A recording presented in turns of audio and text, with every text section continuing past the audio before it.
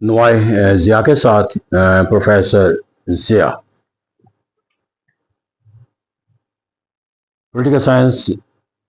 ریاست اور حکومت کا علم ہے، اور ہم نے پولیٹیکل سائنس کے مطالعہ کے لیے ان اصول و ضوابط یا ان سوچ اور فکر کو یا ان تصورات کا بھی جائزہ لیا جاتا ہے کہ جو ریاست کے اغراض و مقاصد اس کی حق کے لیے عکاسی کرتے ہیں یا اس کی نوعیت اور حیت کو سمجھنے میں ہماری مدد کرتے ہیں۔ تو آج کا جو بنیادی موضوع ہے وہ پولیٹیکل سائنس کے طالب علموں کے لیے وہ ان موضوعات کو سمجھنے کی کوشش کرنا ہے تاکہ جب ہم کو انٹرویوز کے اندر ان سے متعلق کوئی سوال پوچھے جائیں تو ہمیں اس کا زیادہ جو ہے وہ ایک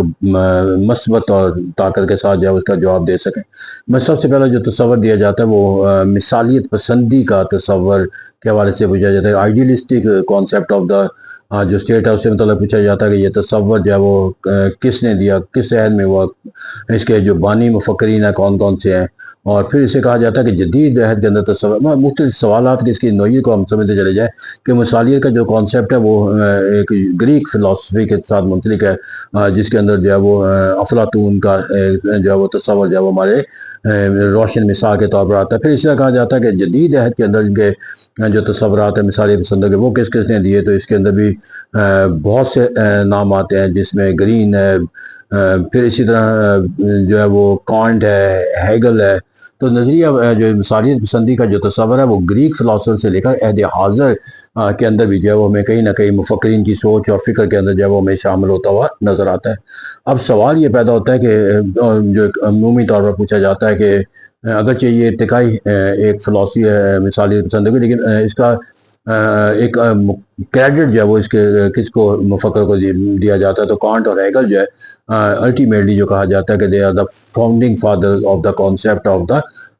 idealistic concept of the state. اب یہاں پر جو سوال ہے وہ یہ پھر پوچھا جاتا ہے کہ ریاست کے متعلق نظریہ مثالی پسندی ہے کیا چیز، جس کو ہم کیسے بیان کر سکتے ہیں یا اس کو ڈیفائن کیسے کیا جا سکتا ہے۔ تو اس کا تصور ریاست کی مداخلت کے بغیر مثبت منظم زندگی گزارنا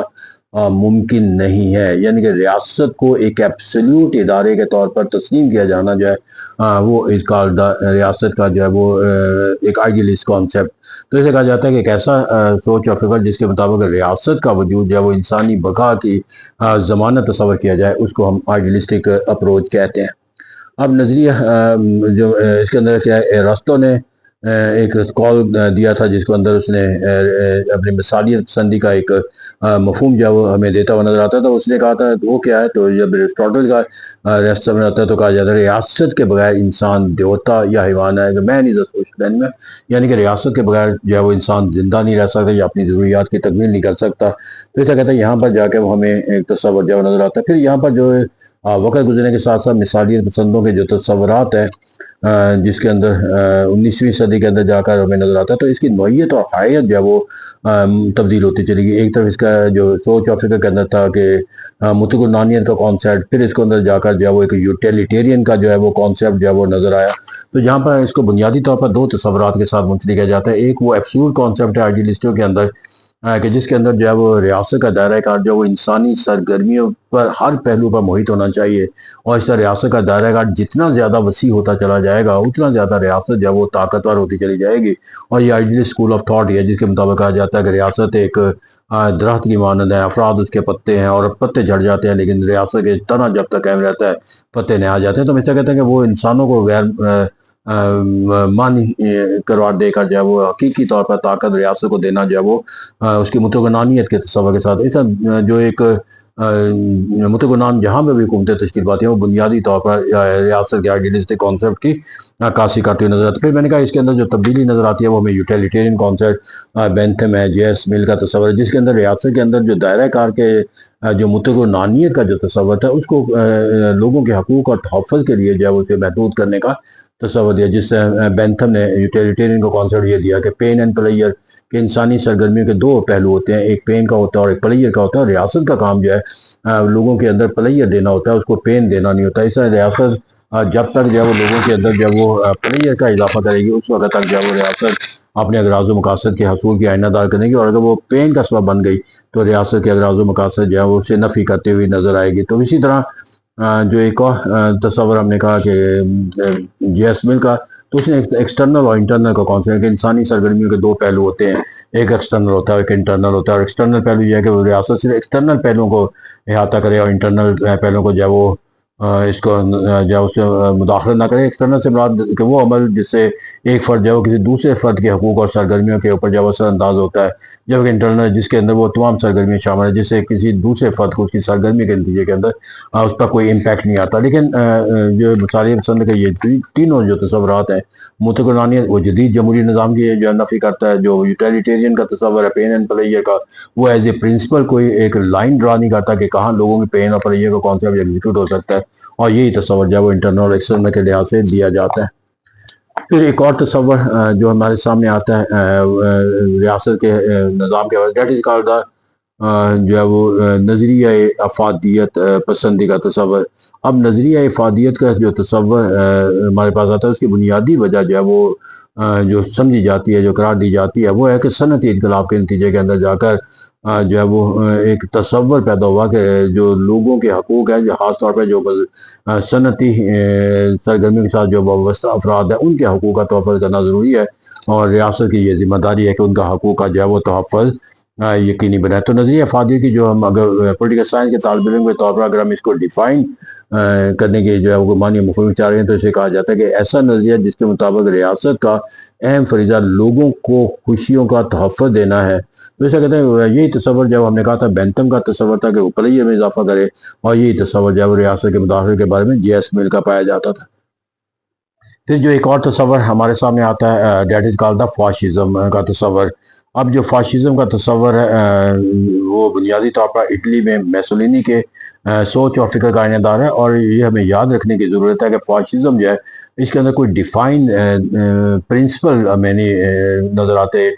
میسولینی کی سوچ کے اندر جا کر، بلکہ یہ صرف دراصل وہ اقدامات ہیں جو میسولینی نے اپنے دور اقتدار کے اندر اٹھائے جس کی بنیاد پر فاشزم کے نظام کو جو ہے وہ پولیٹیکل سائنس کا طالب علم جو ہے وہ سمجھنے کی کوشش۔ تو اگر ہم سے کوئی یہ پوچھے کہ کیا فاشزم جو ہے اس کے کوئی پرنسپل بھی ہیں، تو پرنسپل جو ہے وہ اخذ نہیں کیے گا کسی فلسفیکل سوچ کے نتیجے کے اندر، بلکہ یہ خود پولیٹیکل سائنٹسٹ کے ایک انالیسس کے بنیاد پر جو ہے وہ حاصل کیے گئے ہیں۔ تو اس لیے یہاں پر کہا جاتا ہے کہ جو فاشسٹ کا نظریہ بنیادی طور پر جو ہے اس کو کیا ڈیفائن کرتے ہیں، تو فاشزم کا لفظ جو ہے وہ فیشیو سے نکلا، یعنی چند افراد کا گروہ۔ جب ملک کا نظم و نسق جو ہے اس کے اندر تمام باغ ڈور جو ہے وہ چند افراد کے ہاتھ میں آ جائے اور ملک کا تمام جو نظام ہے وہ ان کی سوچ اور فکر کا نتیجہ بن جائے، تو that is called the fascism. اور جب یہ گروہ اور سوچ طاقت کے ایک ایبسلوٹ نظام کو اختیار کر کے ملک کی باغ ڈور کو چلائیں، تو اس میں دو چیزیں کہ چند افراد کے پاس اختیار ہوتا ہے، اور دوسرا جو اسپیکٹ ہے وہ اس کا ایبسلوٹزم ہوتا ہے، مطلق العنانیت ہوتا ہے، جس کی بنیاد پر ملک کا نظم و نسق جو ہے وہ چلایا جاتا ہے۔ اگر ہم اس کو اور مزید اس کو واضح کرنا چاہیں تو اس طرح کیا جا سکتا ہے کہ ایسا نظریہ ریاست جو اندرونی طور پر مطلق نان حکومت کا تصور دیتا ہے اور بیرونی طور پر جنگ و جدل کا تصور دیتا ہے، یعنی کہ یہ تصور جو اندرونی طور پر بھی مطلق نانیت ہے اور ایگرینڈائزمنٹ بیرونی طور پر بھی جا رہے نا، یہی وجہ کہ ہمیں جرمنی میں اور اٹلی کی جو حکومت تھی ان کے اندر جو ہے وہ میسولینی نے اور ہٹلر نے جو ہے وہ جرمنی کے اندر یہ کام کیا کہ اپنے ایگرینڈائزمنٹ کی جو کانسیپٹ ہے اور یہ اسی سوچ اور فکر کے جو ہے وہ آئینہ دار تصور کیے جاتے ہیں۔ پھر اسی طرح جو ایک اور سوال ہمارے سامنے آتا ہے کہ فاشزم کے نظریے کے تحت جو کارپوریٹ ریاست کا جو نظام قائم کیا گیا اس سے کیا مراد ہے؟ تو یہاں پر جو ایک کارپوریٹ کانسیپٹ دیا جاتا ہے فاشزم کے اندر، وہ بنیادی طور پر یہ تھا کہ صنعتی اداروں کے نظم و نسق کی ذمہ داری کارپوریشنوں پر ڈالے گی، جس میں صنعت کاروں اور مزدوروں کے نمائندے شامل تھے اور جو اپنے امور کی ادائیگی میں بڑی حد تک آزاد تصور کیے جاتے ہیں۔ تو فاشزم کے اندر ملک کا نظم و نسق چلانے کا جو ایک دائرہ کار تھا مطلق العنانیت کا، وہ تنظیم سازی کا تھا کہ ہر ادارے کے اوپر ایک تنظیم سازی کر دی جائے اور وہ تنظیم جو ہے وہ اس ادارے کے تمام نظم و نسق کو سمجھا لے۔ تو اس طرح ایک کارپوریٹ ریاست کا تصور مختلف ادارے یا مختلف سرگرمی کو مجتمع کر دیا جائے اور وہاں پر ایک تنظیم بنا کر جو ہے اس کو جو ہے وہ کنٹرول کیا جائے۔ تو بنیادی طور پر ریاست کی جو مطلق العنانیت ہر ادارے پر استوار کرنے کا جو تصور تھا، that was basic reason to give the concept of the corporate ریاست۔ پھر یہاں پر جا کر ہمیں ایک اور تصور جو آتا ہے پولیٹیکل سائنس کے طالب علموں کے، that is called the national socialism. اور نیشنل سوشلزم جرمن کے اندر تصور دیا جاتا ہے اور یہ وہ ہٹلر کا کانسیپٹ ہے، اور یہ ہٹلر اور میسولینی جو ہے وہ ایک ہی ایرا سے اور ایک ہی ایجنڈے کے تحت تشکیل پاتے ہیں، تو بنیادی طور پر جو جرمن کا کانسیپٹ ہے وہ نیشنل سوشلزم کے ساتھ، کیونکہ اس نے جو تصورات دیے وہ ایک نیشنلزم کے معنی و مفہوم کے تحت دیے گئے۔ نیشنل پیش کرنے والے جو عوامل تھے وہ بنیادی طور پر معاشی بدحالی تھی، پارلیمانی نظام حکومت کی ناکامیاں تھی، بے روزگاری تھی، اور سب سے بڑی یہ ہے کہ جو ملک کو جنگ و جدل کے اندر جس ہزیمت کا سامنا کرنا پڑا تھا، اس سے نکلنے کے لیے انہیں ایک ریولوشنری لوگوں کے اندر جو ہے وہ طاقت کا تصور جو ہے وہ قائم کرنے کی ضرورت ہے، اور اسی لیے نیشنل سوشلزم کا نام دیا گیا۔ اب اس نے کہا کہ اس کو واضح کیسے کیا جا سکتا ہے، how we can define the national socialism, تو ایسا نظریہ جو اندرونی طور پر نسل پرستی کی بنیاد پر قائم ہو اور جمہوریت کی نفی قائم کرتے ہوئے متکل اور نان حکومت کے قیام کو جو ہے وہ اختیار کرے، اور اس نظام کو جو ہے وہ نیشنل سوشلزم کا نام دیا جاتا ہے۔ تو اس طرح کہتے ہیں نیشنل سوشلزم بنیادی طور پر حکمران کو جو ہے وہ حکومت اور ریاست کے درمیان جو فرق ہے اس کو ختم کرنے کا نام ہے، اور اس طرح ہر وہ عمل جو حکومت کے خلاف سر انجام دیا جاتا ہے وہ اسے ریاست کے خلاف گردانا جاتا ہے، اور اس بنیاد پر اس کو ایسے ہی ٹریٹ کیا جاتا ہے جیسے کہ وہ ریاست کے خلاف، اور اس طرح بنیادی مقصد جو ہے وہ حکومت کو ریاست کا درجہ دے کر جو ہے وہ طاقتور کا تصور جو ہے وہ دینا ہوتا ہے۔ پھر اسی طرح ایک اور جو تصور ہمارے سامنے آتا ہے پولیٹیکل سائنس کے طالب علموں کے لیے ریاست کے ایجنڈے کے طور پر، that is called the socialism, جس کو ہم نظریہ اشتراکیت کا نام بھی دیتے ہیں۔ اب جو نظریہ اشتراکیت ہے اس کو ہم بنیادی طور پر ہم ڈیفائن کرنا چاہیں تو اس طرح کرتے ہیں کہ ایسا نظریہ جس کے تحت اہم ذرائع پیداوار پر قومی ملکیت میں لے کر منصفانہ تقسیم کا نظام جو ہے وہ ریاست جو ہے وہ تشکیل دے۔ اب یہاں پر جو سوشلزم ہے یہ socialisation of the means of production ہے، ہر چیز کے اوپر جو ہے وہ ریاست قبضہ نہیں کرتی بلکہ صرف مینز آف، یعنی کہ وہ تمام پہلو جس کے اوپر جو ہے وہ لوگوں کی ضروریات زندگی کا تعلق ہو وہ ریاست اس کو اپنے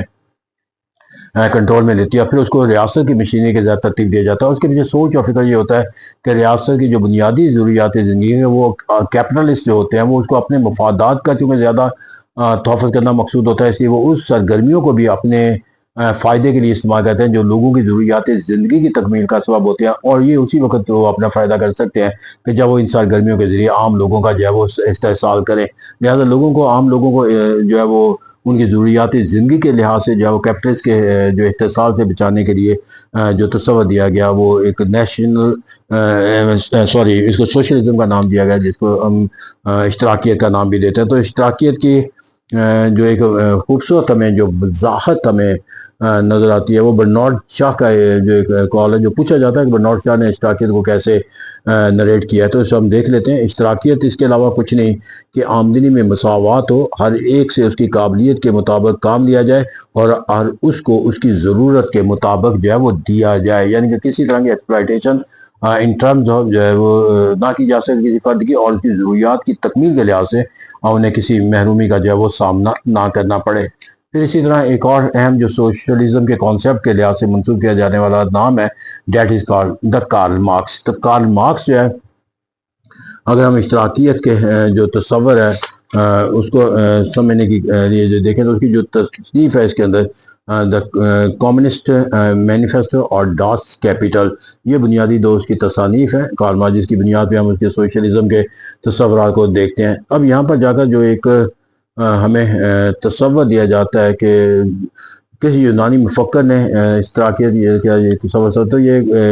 جو ہے وہ یونانی تصور جو ہے وہ ہمیں ملتا ہے، افلاطون کی سوچ ہے جب نے کمیونزم کا تصور دیا تھا، لیکن جو اشتراکیت کا جو جدید تصور ہے اس کے نشو و نما کے اندر بہت سے جو ہے وہ کردار ہمیں نظر آتے ہیں۔ لینن ہے، اسٹالن ہے، ماؤ زے تانگ ہے، برنارڈ شاہ ہے، لاسکی ہے، ٹرotسکی ہے، یہ وہ مختلف نام ہیں جنہوں نے جدید جو سوشلزم کا جو کانسیپٹ ہے اس کو جو ہے وہ تشکیل دی ہے۔ اب یہاں پر جا کر جو سوشلزم ہے اس کی پھر آگے جا کر بہت سی جو ہے وہ میں کیٹیگریز جو ہے وہ بنتی چلی گئی اس کے دائرہ کار کے لحاظ سے اور اس کی سرگرمیوں کے لحاظ سے۔ میں ایک انقلابی سوشلزم کہلاتا ہے اور ایک ارتقائی ایوولوشنری سوشلزم۔ ابھی جو ہے ایوولوشنری سوشلزم کے مطابق ہے کہ کوئی سیاسی قوت جو ہے وہ اپنی سوچ اور فکر کے اندر نظام کو بہتر بنانے یا لوگوں کی ضروریات کی تکمیل کے لیے کوئی اصول اور ضوابط تشکیل دے کر اسے اپنے منشور کا حصہ بنائے اور جمہوری اصولوں کے مطابق لوگوں کے اندر اس کو مقبول بنا کر جو ہے وہ اپنے منشور کے تحت حکومت حاصل کرے اور پھر اس منشور کو نافذ کر کے جو ہے وہ لوگوں کی زندگیوں کے اندر جو ان کی محرومیوں کو ختم کرنے کا جو نظام ہے اشتراکی اصولوں کے مطابق، جس کی حکومت کی ذمہ داری بنتی ہے کہ وہ لوگوں کی ضروریات کو تکمیل کرے، ان کو استحصال سے بچائے، اس کو پایہ تکمیل تک پہنچائے۔ تو اس طرح ایک ڈیموکریٹک نظام کے اندر ایک ایوولوشنری کانسیپٹ کے ساتھ جو نظام کیا جاتا ہے، that is called evolutionary socialism. جبکہ جو ایک پھر اس طرح جو ایک انقلاب کا تصور جو ہے وہ میں نظر آتا ہے، ایک انقلابی نظام کے اندر وہ مارکسزم ہے، کمیونزم کا کنسیپٹ ہے، اور اسی طرح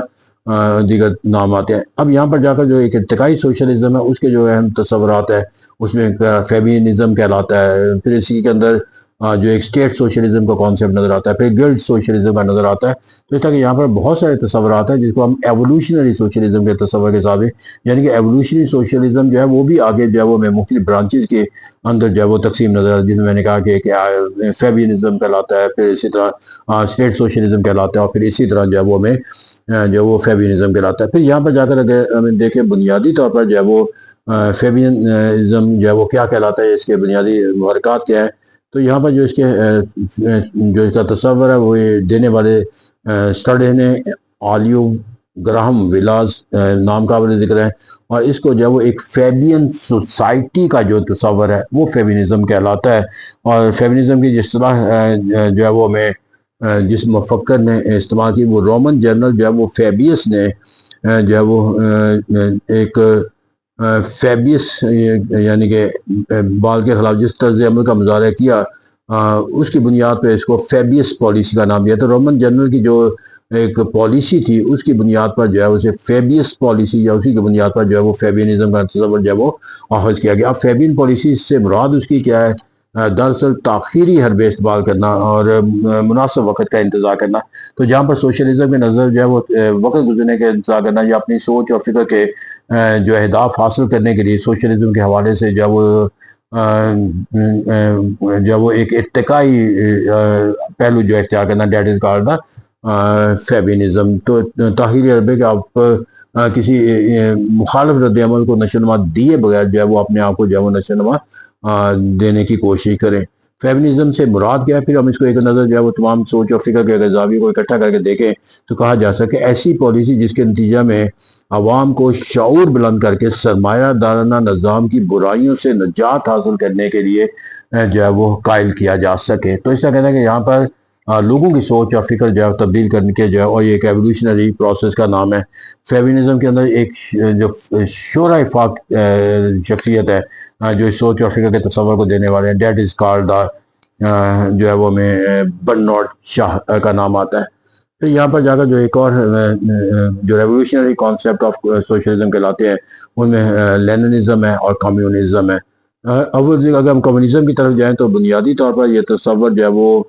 ہمیں ایک معیشت کے ایک ایسے اصولوں کے تشکیل آتا ہے جس کے اندر ایک تصور دیا گیا تھا کہ جو ایک ریاست کے دو طبقے ہوتے ہیں، ایک بوزا کلاس ہوتی ہے، ایک پرولیٹیری کلاس، امیر اور ان دونوں کے ٹکراؤ کے نتیجے کے اندر جا کر جو ہے وہ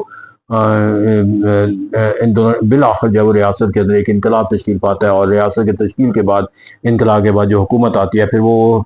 جو غریب طبقہ ہوتا ہے اس کے مفادات کو تحفظ دینے کی جو ہے وہ اپنی شعوری کوشش جو ہے وہ اختیار کرتی ہے۔ پھر یہاں پر جا کر جو ہمیں ایک لیننزم کے کانسیپٹ کے ساتھ اس کے ساتھ منسلک کیا گیا، تو اس کے اندر کہ یہ کمیونزم جو ہے وہ ایک ریاست کے لیے نہیں ہے بلکہ اسے دنیا کے تمام ریاستوں کے اوپر جو ہے وہ ناز کرنے کی ضرورت ہے۔ پھر اس طرح فیبینزم اور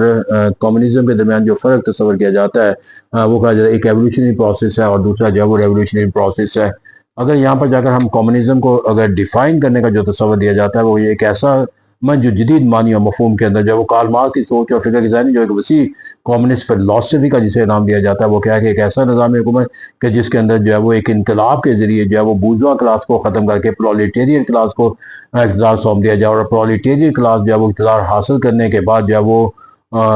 ریاست کے اندر جو ہے وہ استحصال کرنے والی تمام نظام اور قوتوں کو ختم کر کے ایک ایسے معاشرے کو تشکیل دے کہ جس کے اندر نہ کسی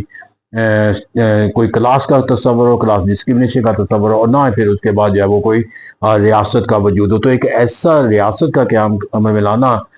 ایک انقلاب کے بعد جو اسٹیٹ لیس اور کلاس لیس سوسائٹی کا تصور رکھتی ہے، دیٹ از کالڈ دا جدید کانسیپٹ آف کمیونزم۔ کہا جاتا ہے کہ آج کے دور کے اندر جو وہ میں ابھی تک جو ہے وہ کسی ایسے کمیونسٹ انقلاب کا تصور حاصل نہیں ہوا جو اسٹیٹ لیس اور کلاس لیس سوسائٹی کا جو ہے وہ تصور، کیونکہ ریاست ناگزیر طاقت کے طور پر کمیونسٹ ریاستوں کے اندر بھی موجود ہے، تو کہا جاتا ہے کہ یہ ایک ایسا تصور ہے جس کو شاید کبھی بھی ایک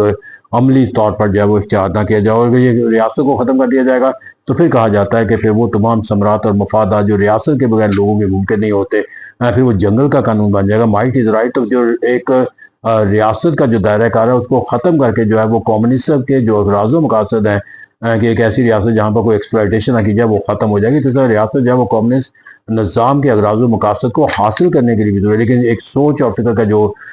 زاویے ہیں اس کے مطابق یہی کہا جاتا ہے کہ کمیونسٹ ایک ایسے نظام کا نام ہے کہ جس کے اندر جو ہے وہ ریاست کے اندر جو ہے وہ ایک بورژوا کلاس اور پرولیٹیرین کلاس کے اندر چپلش کے نتیجے کے اندر ایک انقلاب رونما ہوتا ہے، اس انقلاب کے بعد جو ہے وہ پرولیٹیرین کلاس اقتدار پہ قبضہ کرتی ہے اور ایک ایسے نظام کو تشکیل دیتی ہے کہ جو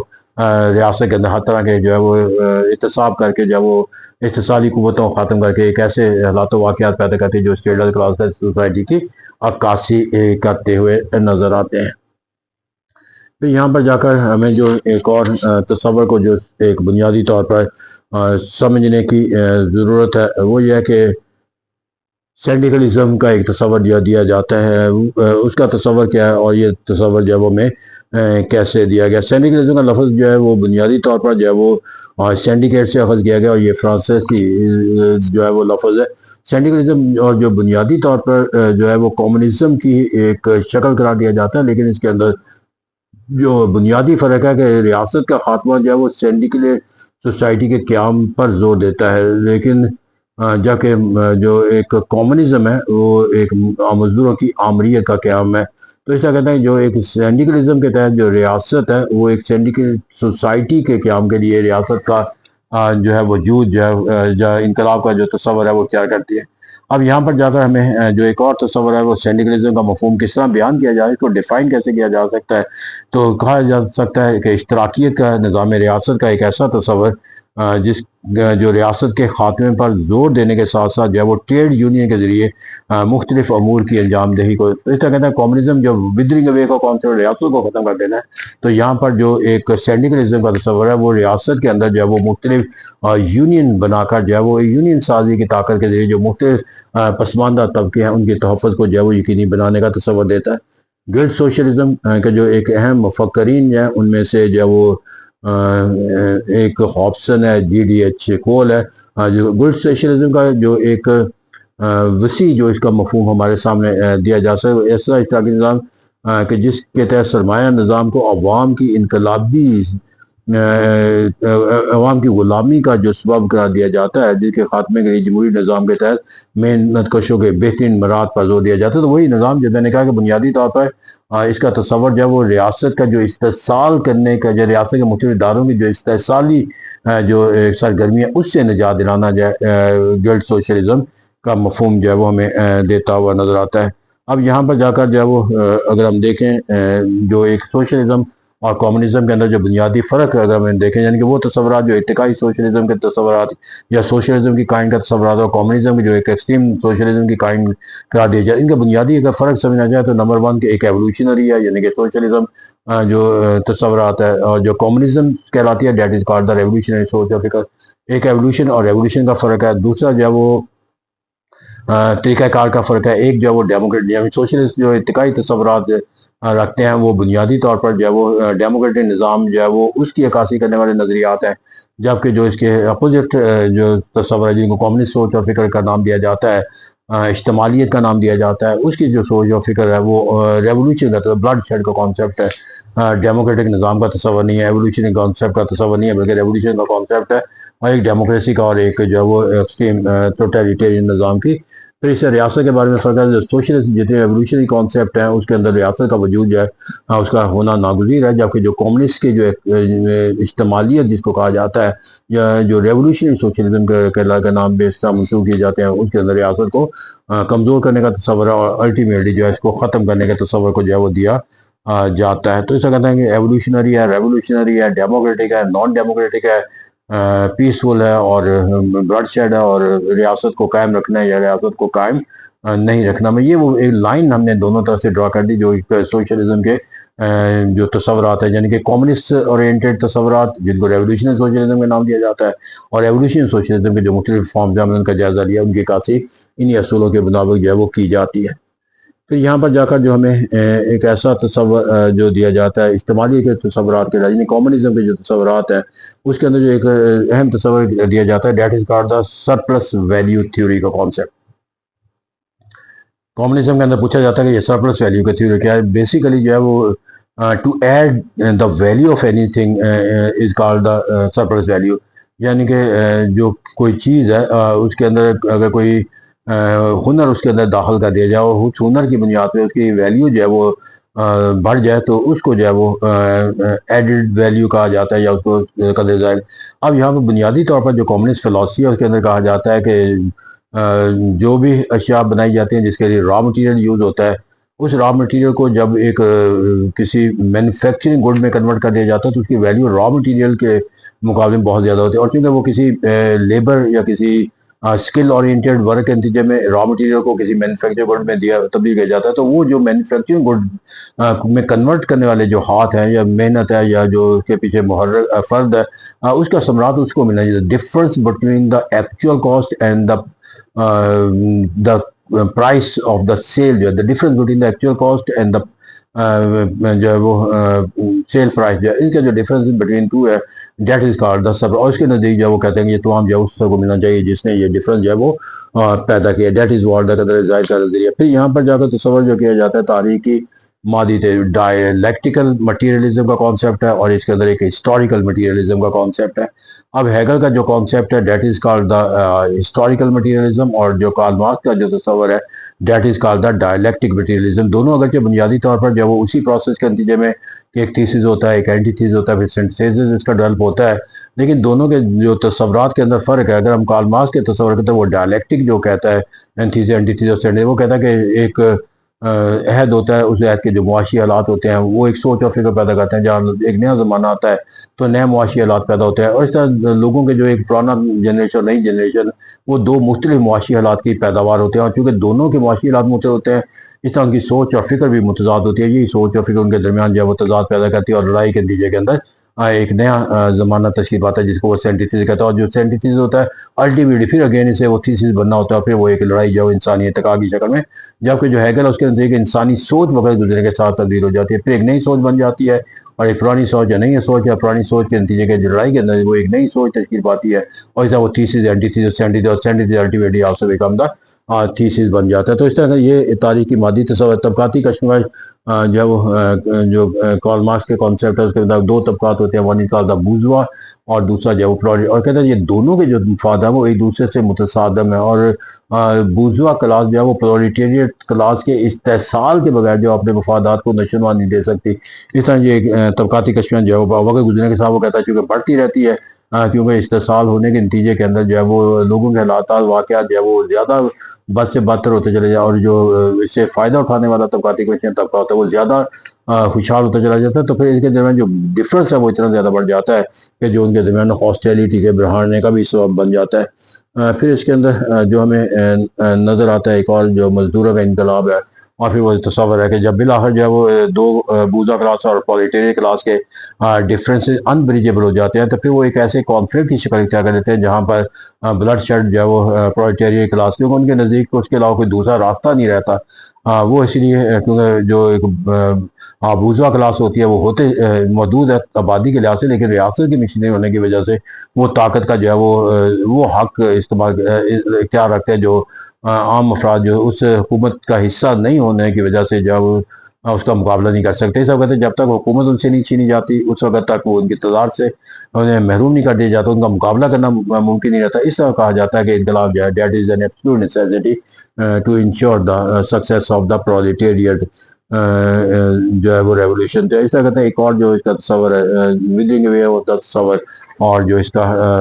کلاس سوسائٹی کا، تو وہ کہتے ہیں جب پرولٹیریٹ انقلاب آ جائے گا تو پھر وہ اپنی طاقت کے ذریعے جو ہے وہ اس محدود طبقے کو جو ہے وہ ایلیمینیٹ کرے گا ہر سطح کے اوپر، ان کے وسائل سے، ان کی طاقت سے، اور اس طرح وہ ایک ایسے فرد کے طور پر تشکیل پائے گا جو اختصار کرتے کہ ہر پہلو سے محروم ہوگا، اور پھر جب یہ تصور آئے گا تو یہ بیکم دا کلاس کا سوسائٹی، اور پھر جب کلاس کا سوسائٹی آ جائے گی تو پھر کوئی چونکہ طبقاتی کشمکش نہیں ہے تو there will be no need of the state, تو اس طرح وہ ایک کلاس لیس سوسائٹی کے بعد جو ایک اسٹیٹ لیس سوسائٹی کا جو تصور ہے وہ قائم کیا جائے گا۔ اب یہاں پر جا کر جو ہمیں جو تصورات ہیں اس کے اندر ہمارے سامنے جو نظر آتے ہیں وہ ایک نئے تصورات کے ساتھ جو منتقل کیا جاتا ہے وہ ہے کہ استعمالی کا تصور جو لیننزم کا جو تصور ہے اس کے اندر دیکھیے کہ لینن جو ہے اس کا بنیادی سب communism is not a mean to bring the change in any particular country. It was mean to bring the whole world under the dimension and the philosophy of the communism. تو اس وہ کہتے ہیں ایک aggrandizement of the communism جو ہے وہ linen کی سوچ اور فکر تھا، اور جو اسی وجہ کہ کارل مارکس کے بعد لینن کی سوچ اور فکر نے کمیونزم کو ایک ہاسٹائل ایجنڈے کے ساتھ منسلک کیا، اور جس کے نتیجے میں کنٹینمنٹ کا امریکہ کی طرف سے کانسیپٹ آیا۔ پھر اس کے اندر جب وہ وقت گزرنے کے ساتھ ساتھ جو وہ تبدیلی آئی وہ اسٹالن کی طرف سے لائی گئی، جب اسے کہا گیا کہ نہیں کہ جو کمیونزم ہے اس کو جو ہے وہ ایک ریاست کے اندر مضبوط بنا کر جو ہے ایک رول ماڈل کے طور پر لیا جائے، چاہے دنیا کے باقی ملک اس رول ماڈل کو دیکھ کر اس نظام کی طرف جائے، نہ کہ جو ہے وہ کمیونسٹ ریاست جو ہے وہ طاقت کے تصور کے ساتھ منسلک ہو کر جو ہے وہ دوسرے ملکوں کو بائی ریولوشن جب بائی اپنی اس کو جو ہے وہ انقلاب کے راستے پر متعین کر کے جو ہے وہ اپنی سوچ اور فکر ان کے اوپر جو ہے وہ نافذ کرے۔ تو اس طرح کہتے ہیں یہاں پر ہم نے ایک لینن اور اسٹالن کا جو ایک کانسیپٹ کا جو ہے وہ ڈفرنس دیکھا، تو اس طرح کہا جا سکتا ہے کہ یہ وہ بنیادی اصول و ضوابط تھے پھر اس طرح جو ایک اور بنیادی تصورات ہمیں نظر آتے ہیں ریاست کے نوعیت کے لحاظ سے اور اس کے اغراض و مقاصد کے لحاظ سے۔ اس میں سے ایک آتا ہے انڈیویجولسٹک کانسیپٹ آف تھیوری، دوسرا جو ہے وہ کولیکٹیوسٹ کانسیپٹ آف تھیوری، جو مختلف اس کے تصورات ہیں، لیکن جو انڈیویجولسٹک کانسیپٹ ہے جو انفرادی پسندی کا جو نام دیا جاتا ہے، دراصل یہ وہ تصورات ہیں جس کے بنیادی جو ریاست کا جو ایجنڈا ہے وہی سوچ اور فکر کے تحت رکھا جاتا ہے کہ ریاست مقصد نہیں ہے، ذریعہ ہے، مقصد جو ہے وہ لوگوں کی فلاح و بہبود ہے۔ تو ایک ایسا نظریہ ریاست کے اندر کہ جہاں پر ریاست کے اغراض و مقاصد کا تمام تر جو دائرہ کار ہے وہ لوگوں کی فلاح و بہبود کو عملی شکل دینا ہو، تو اس کو کہا جاتا ہے انڈیویجولسٹک اسکول آف تھاٹ۔ اور یہاں پر جا کر جو ہے پھر ایک جو تصور آتا ہے کہ ریاست جو ہے ایک جسم کی مانند ہے، افراد اس کے عضو ہیں، اور عضو اگر ایک بھی بیمار ہو تو پورا جسم بیمار، تو that is individualistic concept of the state. پھر اس طرح کولیکٹیوسٹک جو کانسیپٹ آف اسٹیٹ آ جاتا ہے، جس کے اندر یہ کہا جاتا ہے کہ ریاست جو ہے وہ ایک درخت کی مانند ہے، اور درخت جو ہے وہ جڑ تنا جو ہے اس کا قائم رہنا چاہیے، پتے جھڑ جائیں تو کوئی فرق نہیں پڑتا، یعنی کہ جہاں پر ریاست کو ایک مقصد بنا دیا جاتا ہے اور افراد کو ذریعہ بنا جاتا ہے۔ تو ریاست کے اغراض و مقاصد سے متعلق جو دو ایکسٹریم تصورات ہیں، ایک ریاست کو مقصد قرار دیتا ہے اور دوسرا جو ہے ریاست کو عوام کو جب مقصد قرار دیتا ہے، تو بنیادی طور پر ون از کالڈ مین، اور دوسرا جو ہے وہ اینڈ کراتا ہے فرد اور ریاست کا جو باہمی تعلق ہے کہ جس کے تحت جو ہے وہ فرد کو اینڈ قرار دیا جائے، that is the individualistic school of thought, اور جہاں پر جو ہے وہ ریاست کو اینڈ قرار دے دیا جائے اور فرد کو مین بنا دیا جائے تو that is called the collective school of thought. اس کے بنیادی طور پر جو ہے وہ انڈیویجولسٹک اسکول آف تھاٹ کے تحت جو ہے وہ ریاست ایک فلاحی ریاست کے تصور کے ساتھ منسلک ہوتی ہے، اور کولیکٹیوسٹ جو کانسیپٹ ہوتے ہیں وہ ایک مطلق نان ریاست کے تصور کو جنم دینے کا سبب بنتی ہے۔ Thank you.